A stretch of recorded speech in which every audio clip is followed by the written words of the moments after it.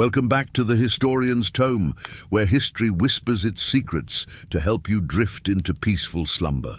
I'm so glad you've joined me tonight for another journey through time. Before we begin, if you enjoy these historical sleep stories, please give this video a gentle like and subscribe to our channel for more soothing tales from the past. I'd love to know where you're joining us from tonight and what time it is in your corner of the world. Whether it's late evening, the quiet hours past midnight, or perhaps you're somewhere in the world where dawn is approaching, know that you're part of our global community of history lovers seeking rest and tranquility. Tonight, we travel back nearly 2,000 years to one of history's most fascinating and tragic cities.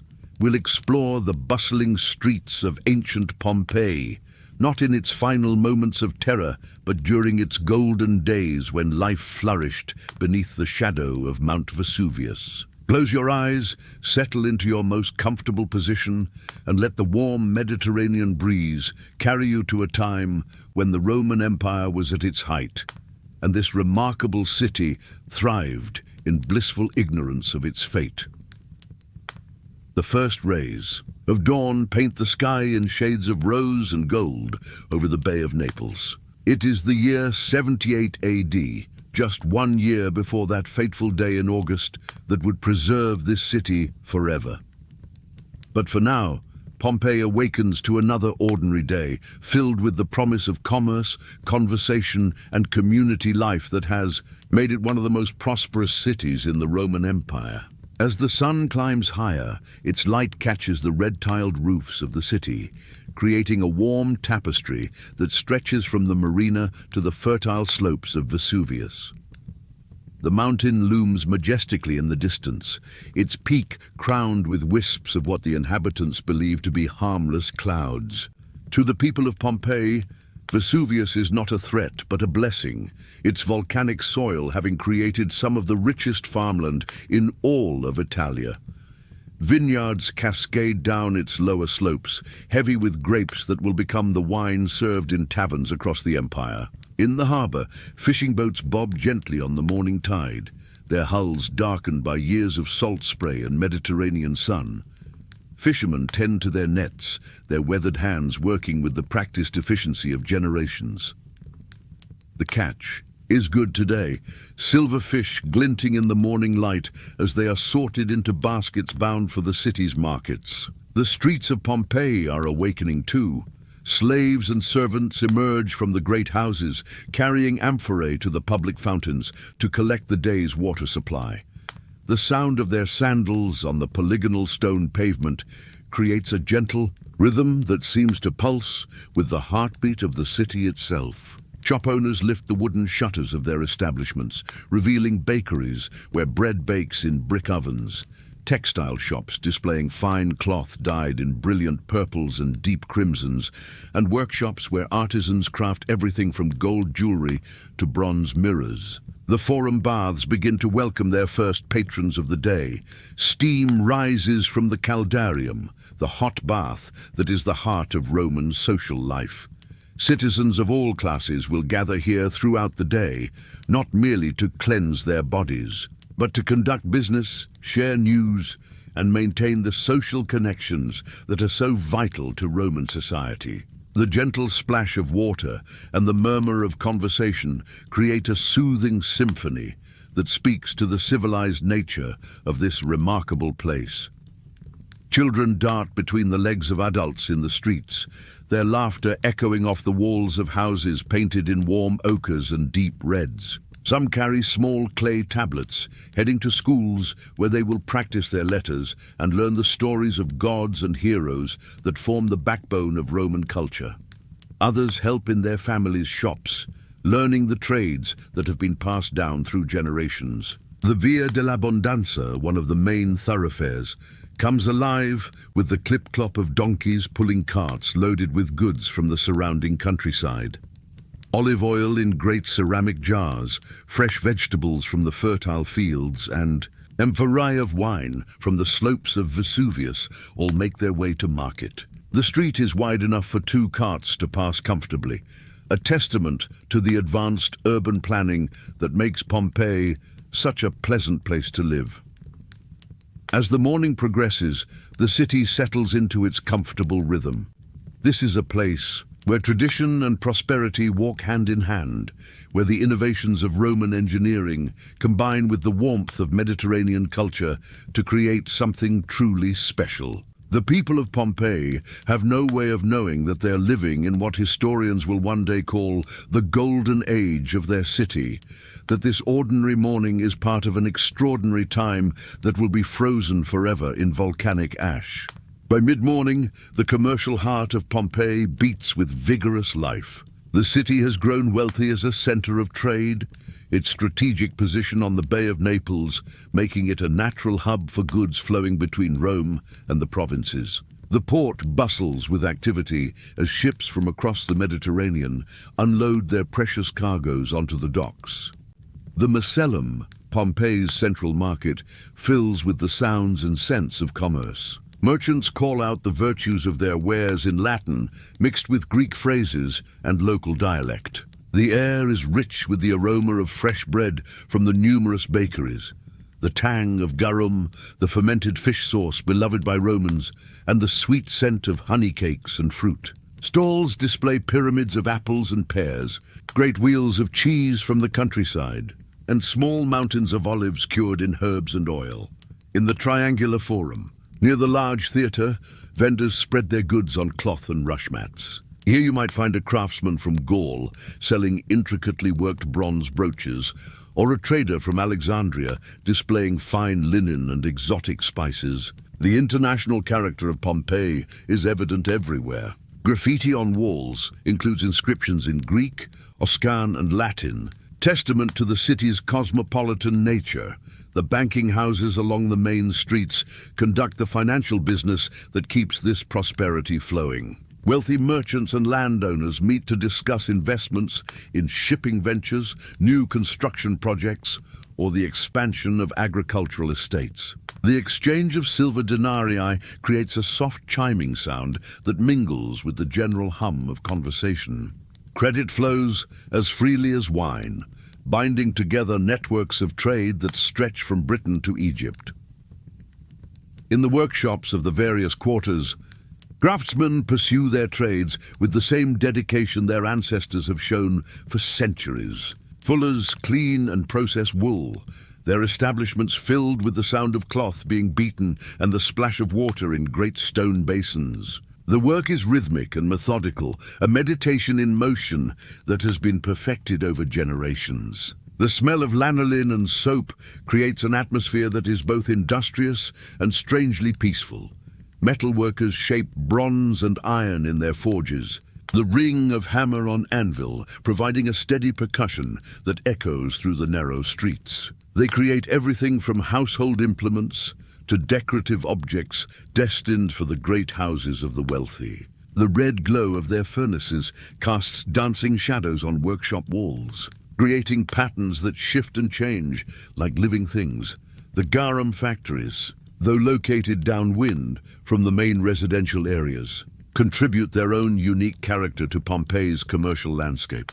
Here fish entrails ferment in great vats under the Mediterranean sun, slowly transforming into the pungent sauce that Romans consider essential to good cuisine. The process requires patience and skill, qualities that Pompeian craftsmen possess in abundance.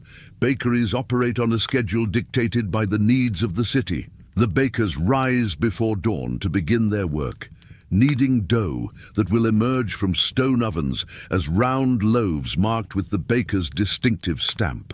By the time the sun is high, the bread is ready for the day's customers. The warmth of the ovens never quite fades, creating havens of comfortable heat that will become gathering places when winter winds blow across the Bay of Naples. The success of Pompeii's commerce creates ripples that extend far beyond the city walls. Farming estates in the surrounding countryside prosper as they supply the city's needs. Road networks improve as the volume of trade increases. New construction projects reshape neighborhoods as successful merchants build larger houses and more impressive tombs for themselves and their families.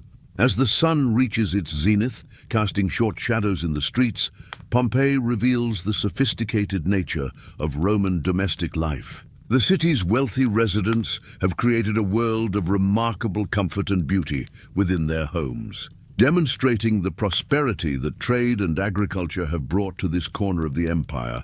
The House of the Vetii stands as perhaps the finest example of Pompeian domestic architecture. Its owners, likely freedmen who made their fortune in trade, have spared no expense in creating a residence that rivals those of the oldest patrician families. The atrium welcomes visitors with a shallow pool that reflects light from the opening in the roof above, creating patterns that dance on frescoed walls, depicting mythological scenes in vivid blues, reds and golds. Beyond the atrium lies the peristyle, a colonnaded garden that forms the peaceful heart of the house. Here, amid carefully tended plants and the gentle sound of a fountain, the family escapes the heat and noise of the streets. The garden is planted with roses, laurel and myrtle, their fragrances mixing with the scent of herbs grown for the kitchen. Small bronze statues of gods and goddesses watch over this private paradise,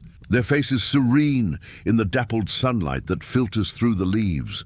The walls of the finest rooms are decorated with frescoes that transport viewers to other worlds. Some depict elaborate architectural fantasies, painted columns and arches that seem to extend the rooms beyond their physical boundaries. Others show mythological scenes, their figures so lifelike they seem ready to step from the walls. These are not merely decorations, but statements of the owner's education and sophistication. Proof that prosperity has brought not just comfort, but culture. In the smaller houses of the middle classes, simpler versions of these same pleasures can be found. Even modest homes have their small gardens, their painted walls, their quiet corners where families can gather in peace. The democratic nature of Roman domestic comfort is one of Pompeii's most appealing characteristics. Beauty is not reserved for the few, but shared across the social spectrum, adapted to individual means, but present nonetheless. The day's main meal, taken in the late afternoon, showcases the abundance that Vesuvius and the sea provide. Tables are laid with fine pottery and glassware, some locally made and others imported from distant corners of the empire. The meal might begin with eggs and olives, progress through dishes of fish caught that morning in the bay, and conclude with honey cakes and fruit from the villa's own orchards. Servants move quietly through the house, attending to their duties with the practiced efficiency that makes Roman domestic life so smooth. Water flows from the aqueduct to private cisterns, ensuring that even the most elaborate houses have reliable supplies for their fountains, baths, and kitchens. The engineering that makes this possible is invisible to the residents, creating the illusion that comfort and luxury are natural rather than carefully constructed. As afternoon fades toward evening, the houses of Pompeii become stages for social interaction. Friends and clients call upon their patrons, mixing business with pleasure in the Roman fashion. Conversation flows as smoothly as wine, touching on politics in Rome, news from the provinces, and local gossip that connects everyone in the complex web of relationships that defines life in a Roman city. Children play in the gardens and courtyards, their games echoing those that Roman children have enjoyed for generations. Some toss knucklebones, an ancient game of chance that requires both skill and luck. Others play with dolls carved from wood or formed from clay, miniature replicas of the adult world they will one day inherit. The baths attached to the larger houses provide private versions of the public facilities, complete with heated pools and rooms for massage and relaxation. Here, surrounded by frescoes and mosaics, the wealthy of Pompeii can enjoy the pleasures of Roman bathing culture without the crowds and conversations of the public establishments. As the afternoon sun casts longer shadows across the city, Pompeii reveals another essential aspect of Roman life, its deep connection to the divine. Temples and shrines dot the urban landscape, creating sacred spaces where citizens can honor the gods who they believe protect and prosper their community. The Temple of Jupiter dominates the north side of the forum, its imposing columns rising toward the sky in testament to the power of Rome's chief deity. Here, on feast days and during times of crisis, the entire community gathers to offer sacrifices and prayers. But it is not only during great ceremonies that this temple serves its purpose. Throughout each day, individual citizens climb its steps to leave small offerings or simply to stand in the presence of divine power. The interior of the temple creates an atmosphere of awe and reverence. Shafts of sunlight filter through the entrance, illuminating the cult statue of Jupiter that stands in the inner sanctuary. The marble floors reflect this light, creating patterns that seem to shift and dance as clouds pass overhead. The walls are decorated with reliefs depicting the gods' victories, reminders of the divine protection that Romans believe watches over their empire. Smaller temples throughout the city serve the needs of different communities and devotions. The Temple of Apollo, with its beautiful portico and ancient statue of the god, draws those seeking healing or artistic inspiration. Musicians and poets come here to offer their prayers, leaving small gifts of bronze or pottery in gratitude for divine favor. The temple's association with the sun gives it special significance in a city where light and warmth are so much a part of daily life. The Temple of Isis represents Pompeii's cosmopolitan character, bringing the mysteries of Egypt to the shores of Italy. Its exotic decorations and unique rituals attract followers from across the social spectrum, drawn by promises of personal salvation and divine wisdom. The sound of sistrum and the scent of exotic incense create an atmosphere unlike anywhere else in the city, a reminder that the Roman world embraces many traditions and many paths to the divine. Household shrines, known as Lararia, bring religious observance into every home. These small altars, often beautifully painted with figures of protective spirits, are the sites of daily family rituals. Each morning, the head of the household places small offerings of food and wine before the images of the lares and penates, the spirits who guard the home and family. Children learn these rituals from their earliest years, absorbing the rhythms of religious life as naturally as they learn to speak. The genius of the emperor, represented by small statues or painted figures, receives special honor in these domestic shrines. This cult of imperial divinity binds the household to the larger Roman world, making every home a participant in the religious life of the empire. It is a gentle form of devotion that requires no great sacrifice, but creates powerful bonds of loyalty and belonging. Street corner shrines serve the needs of neighborhoods and professional groups. Bakers honor Vesta, goddess of the hearth, whose sacred fire mirrors the flames that heat their ovens. Sailors and fishermen leave offerings to Neptune, asking for calm seas and full nets.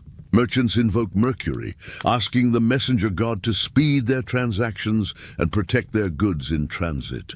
The amphitheater, though primarily a place of entertainment, also serves religious functions. Gladiatorial games begin with religious ceremonies, and the periodic festivals that fill the arena with spectacles are as much sacred observances as they are popular entertainments. The connection between divine favor and public celebration runs deep in Roman culture, making every festival a reaffirmation of the community's relationship with the gods. Funeral processions that pass through the streets on their way to the necropolis outside the city. Walls also participate in this sacred landscape. The elaborate tombs that line the roads leading out of Pompeii are not merely monuments to individual achievement, but statements of faith in the continuation of existence beyond death. Their inscriptions ask passers-by to remember the deceased, creating bonds between the living and the dead that make the entire community part of an extended sacred family. The priests who serve these various cults move through the city with dignity and authority. their special garments and sacred implements marking their role as intermediaries between the human and divine worlds. Their presence in the streets, at public ceremonies, and in times of private crisis provides reassurance that Pompeii enjoys divine protection and favor. As the sun begins its descent toward the western horizon, Pompeii enters what might be called its golden hour. The harsh light of midday softens into the warm amber glow that photographers centuries later will call magic hour. This is when the city truly comes alive as a community, when the various threads of daily life weave together into the rich tapestry of Roman social existence. The public baths experience their busiest period as citizens finish their daily labors and seek relaxation and social contact. The Stabian baths, the oldest in the city, welcome a steady stream of visitors who have timed their arrival to coincide with the optimal temperature of the heated pools. Steam rises from the caldarium, creating a misty atmosphere where conversations echo softly off marble walls and vaulted ceilings. In the tepidarium, the warm room that serves as a transition between the hot and cold baths, groups of friends gather to discuss the day's events. Business deals are concluded with handshakes in the humid air. Political news from Rome is debated by citizens who feel both connected to and distant from the imperial capital. Local gossip flows as freely as the water that fills the pools, creating and maintaining the social bonds that hold the community together. The palestra, the exercise yard attached to the baths, hosts its own forms of social interaction. Young men practice wrestling and boxing under the guidance of experienced trainers, their bodies glistening with oil and sweat as they pursue the Greek ideal of physical perfection that Romans have adopted as their own. Older citizens sit in the shade of the porticos, offering commentary and advice that bridges generations and preserves traditional knowledge. Women have their own social rhythms and spaces. In the privacy of their homes and gardens, they gather to work on textile projects, their hands busy with spindles and looms, while their conversation ranges over family matters, religious observances, and the complex relationships that govern female society. These gatherings are as important for the maintenance of social order as the more public activities of their male relatives. The taverns and thermopolia, the fast food establishments of ancient Rome, filled with workers ending their day's labor. These are democratic spaces where social distinctions blur over shared cups of wine and simple meals. The conversation is lively and often irreverent, providing a counterpoint to the more formal social interactions of the baths and private homes. Graffiti on the walls captures some of this spirit, preserving jokes, boasts, and romantic declarations that humanize the ancient city in the most direct way possible. Street vendors light oil lamps as the natural light begins to fade, extending the hours when their goods can be displayed and sold. The flickering flames create pools of warm light that make the evening streets feel safe and welcoming. Children who have been released from their lessons or duties play elaborate games in these lighted areas, their voices adding to the general sense of community well-being. Musicians and performers appear in the public squares, offering entertainment that ranges from simple songs accompanied by lyres to more elaborate theatrical presentations. These impromptu performances create gathering points where strangers can become neighbors, where the shared experience of beauty or humor breaks down the barriers that normally separate people in their daily routines. The evening stroll, known as the passeggiata in later Italian culture but already established in Roman times, brings families and friends onto the streets and into the forums. This gentle promenading serves multiple purposes. It allows people to see and be seen, to display new clothing or jewelry, to encounter friends and conduct the small business of social life, and simply to enjoy the pleasure of movement and conversation in the cooling air.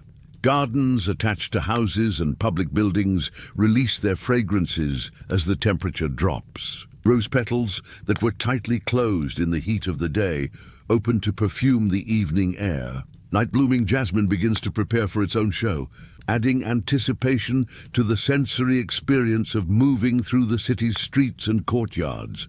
The transition from public to private life happens gradually rather than abruptly. People drift from the streets to the baths, to the taverns, to their homes, in a fluid movement that reflects the comfortable integration of different aspects of Roman life. There is no sense of rushing or urgency, but rather a peaceful progression through the social rituals that give meaning and structure to existence in this prosperous city. As twilight deepens over the Bay of Naples, Pompeii prepares for the night. Oil lamps flicker to life in windows and doorways, creating a constellation of small stars that mirrors the celestial display beginning to appear in the darkening sky above. This is the hour when the city shows its most intimate face, when public life gives way to private reflection and domestic peace. The evening meal in prosperous households becomes a ceremony of gratitude for the day's blessings. Families recline on couches arranged around low tables, following the Greek custom that Romans have made their own. The food is simple but elegant, bread still warm from the afternoon baking, olive oil pressed from fruit grown on the family's own trees, wine that carries the essence of Vesuvian soil, and perhaps fish caught that morning in the bay that stretches beyond the city walls.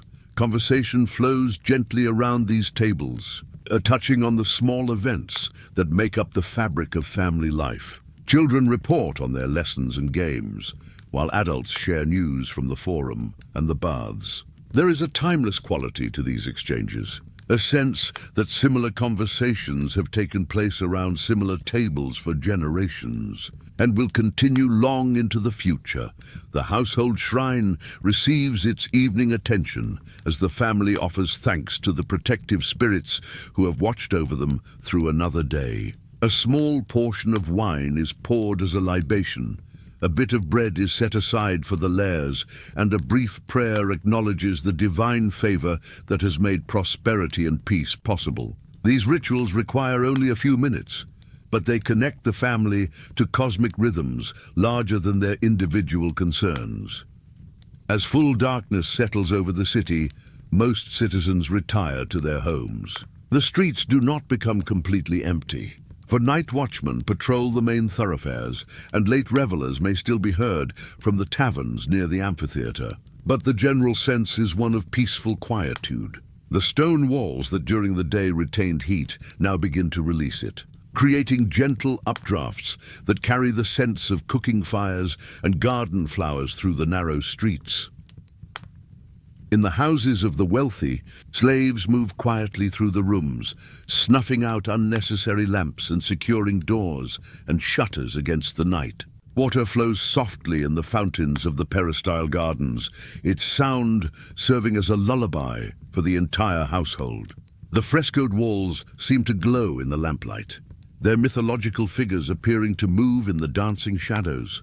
Children are settled into their beds with stories that have been told for generations. Tales of gods and heroes, adventures in distant lands, and moral lessons disguised as entertainment. These stories connect the young Pompeians to the larger Roman world and to the cultural heritage that shapes their understanding of themselves and their place in the universe. Young couples walk hand in hand through the moonlit streets, their soft conversations adding to the gentle sounds of the night. Romance flourishes in this atmosphere of peace and prosperity, supported by families who understand that love and practical considerations must work together to create lasting happiness. The city's beauty provides an appropriate backdrop for these intimate moments that will be remembered long after the specific details of daily life have faded. The gladiator barracks near the amphitheater settle into their own rhythms. These men, who risk their lives for the entertainment of the crowds, spend their quiet hours much like other residents of the city, maintaining their equipment, sharing meals with their comrades, and perhaps writing letters to distant families. Their world is more circumscribed than that of free citizens, but it participates in the same basic human needs for companionship, security, and hope for the future. Artists and craftsmen use the evening hours for their more delicate work, tasks that require the steady light of oil lamps rather than the harsh brightness of the sun. A jeweler puts the finishing touches on a gold bracelet commissioned for a wedding. A painter adds subtle details to a fresco that will grace a dining room wall. A scribe copies out a poem or a business document, his reed pen moving steadily across the papyrus in the lamplight. The city's cats emerge from their daytime hiding places to hunt in the shadows, their presence a reminder that Pompeii exists within the larger rhythms of the natural world. Owls call from the trees in the villa gardens, and the distant sound of waves against the harbor walls provides a constant, soothing background to all the human activities. As the deepest part of the night approaches, even the most dedicated revelers make their way home. The streets become the domain of dreams and shadows, of gentle breezes that carry the promise of another golden day when the sun rises again over this jewel of the Roman world. In houses throughout the city, citizens of all classes drift off to sleep, secure in their belief that tomorrow will be much like today, prosperous, peaceful, and blessed by the gods who watch over their beautiful city beside the sea. And so Pompeii sleeps, unaware that time has already begun, counting down to that August morning when Vesuvius will awaken and preserve this moment forever. But that is a story for another day. Tonight, we leave the city in peace, its citizens dreaming of loves and ambitions, of business ventures and family celebrations, of all the small hopes and large dreams that make up human life in any age. Rest well, knowing that in some sense Pompeii dreams on still, waiting beneath the protective ash for each new generation to rediscover its beauty and learn from its story. Sweet dreams, dear listener, and may your own rest be as peaceful as that of the ancient city by the bay.